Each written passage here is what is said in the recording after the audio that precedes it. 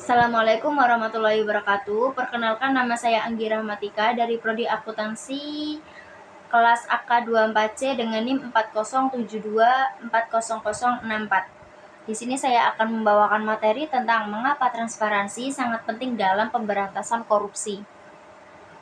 Sebelumnya saya akan memberi penjelasan tentang definisi dan konsepnya. Yang pertama, itu ada definisi transparansi. Transparansi adalah keterbukaan dan kejelasan dalam pengelolaan keuangan, pengambilan keputusan, dan pelaksanaan tugas. Yang kedua, itu ada akuntabilitas. Akuntabilitas itu adalah pertanggungjawaban pejabat publik atas tindakan mereka. Yang ketiga, itu ada korupsi. Korupsi adalah penyalahgunaan kekuasaan untuk keuntungan pribadi. Nah, ada pula beberapa alasan transparansi sangat penting. Yang pertama, itu mengurangi resiko korupsi. Mengurangi resiko korupsi itu transparansi yang memungkinkan masyarakat memantau aktivitas pemerintah dan lembaga swasta. Yang kedua, itu ada meningkatkan akuntabilitas. Meningkatkan akuntabilitas adalah transparansi memastikan pejabat publik bertanggung jawab atas tindakan mereka. Yang ketiga, itu mendorong partisipasi masyarakat. Itu transparansi memungkinkan masyarakat berpartisipasi dalam proses pengambilan keputusan. Dan yang keempat, itu ada menghambat penyalahgunaan kekuasaan. Transparansi membatasi kemampuan pejabat publik menyalahgunakan kekuasaan. Dan yang kelima, itu ada meningkatkan kepercayaan. Transparansi meningkatkan kepercayaan masyarakat terhadap pemerintah dan lembaga swasta. Nah, ada pula beberapa manfaat transparansi. Yang pertama, itu penggunaan sumber daya yang efektif dan efisien. Yang kedua, itu ada pengurangan biaya transaksi. Yang ketiga, ada peningkatan inovasi dan kompetisi. Yang keempat, ada pengurangan resiko korupsi dan penyalahgunaan kekuasaan.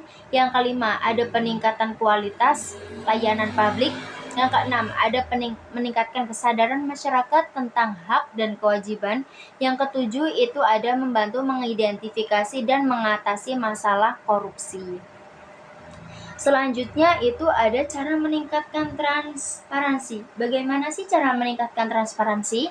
Yang pertama, itu ada penerapan teknologi informasi, yaitu menggunakan teknologi untuk mempublikasikan data dan informasi.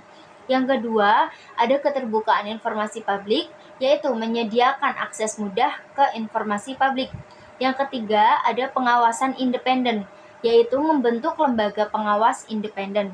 Yang keempat, ada pendidikan dan kesadaran, meningkatkan kesadaran masyarakat tentang pentingnya transparansi. Yang kelima, ada peraturan dan undang-undang. Nah, membuat peraturan dan undang-undang yang mendukung transparansi. Yang keenam, ada penggunaan media sosial, itu menggunakan media sosial untuk mempromosikan transparansi. Yang ketujuh, ada kerjasama dengan masyarakat, yaitu mengajak masyarakat berpartisipasi dalam proses pengambilan keputusan. Selanjutnya ada contoh penerapan transparansi. Contoh penerapan transparansi itu yang pertama ada e-government atau pemerintah elektronik.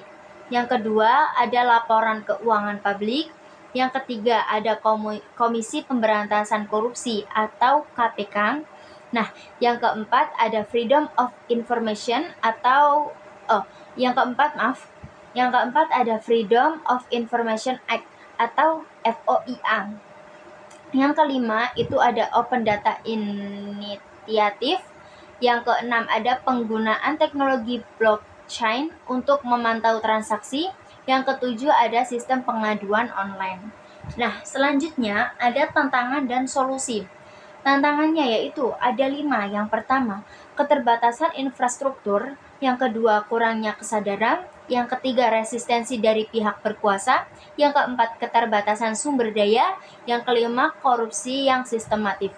Nah, solusinya apa? Solusinya, keterbatasan infrastruktur itu bisa dengan solusi investasi dalam infrastruktur teknologi. Yang kedua, kurangnya kesadaran. Solusinya, pendidikan dan kampanye kesadaran. Yang ketiga, resistensi dan pihak berkuasa, yaitu penguatan lembaga pengawas independen. Yang keempat, keterbatasan sumber daya dengan solusi prioritas penggunaan sumber daya. Yang kelima, korupsi dan yang sistematif. Yang kelima, itu ada korupsi yang sistematis, yaitu solusinya penguatan lembaga hukum dan pengawasan.